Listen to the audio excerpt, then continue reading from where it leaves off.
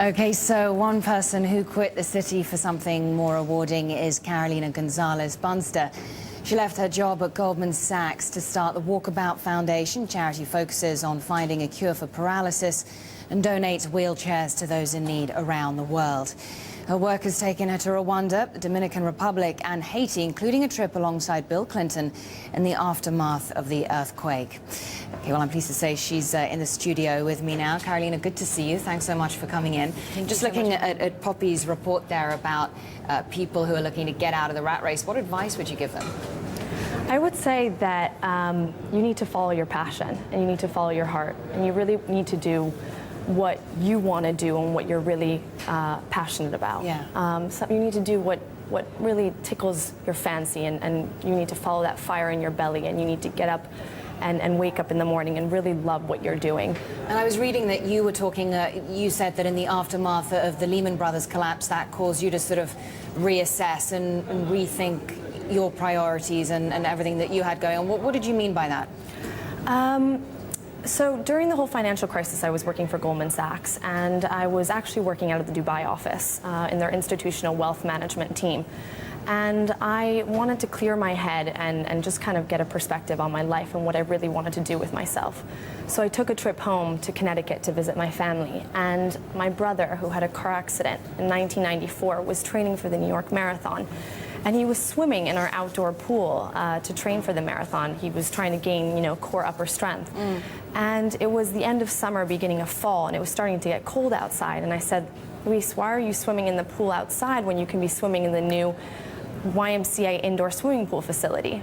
And to make a long story short, he said, well, can you go check it out for me? And I went to check it out with my mother, and it was fantastic. They'd spent $40 million redoing the entire indoor swimming pool facility. Everything was fully wheelchair accessible inside. But when I asked, how does my brother get into the building? They said, well, he climbs the 40 flight of stairs. And I said, that's impossible. He's bound to his wheelchair. And they said, well, really sorry, but we don't have an elevator and we don't have a ramp. And that moment really was the impetus where I said, you know what, my head's not in banking. My head's not sitting at a desk doing spreadsheets, looking through numbers, looking at the markets and trying to come up with trade ideas for our clients. It was really in trying to help my brother and the millions of other individuals who, like him, can't walk right now. And the kind of obstacles that you mentioned, the fact that there was no lift, there was no ramp, there were no facilities for somebody in his situation, and that's in the developed world. And actually, this foundation works on distributing wheelchairs worldwide. Yes. So that would lead one to think, well, how bad is the problem then in the developing world? Absolutely. And actually, we started this community campaign, and we rallied behind the campaign in the community to make the YMCA wheelchair accessible. And after a year of long, hard, arduous work, we finally succeeded in making the YMCA in our local hometown wheelchair accessible. But what's interesting is that we launched this foundation to fund research to find a cure for paralysis, but also to donate wheelchairs to people in need.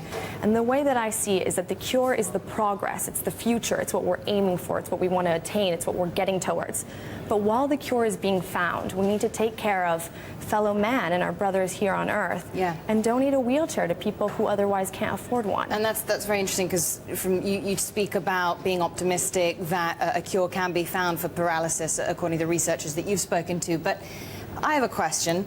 Do you miss then the efficiency, the structure of a company like Goldman Sachs? Absolutely. I mean, there's nothing like a company like Goldman Sachs where everything is on the ball, everything is timely, everything is fast, it's efficient, it's working in teams.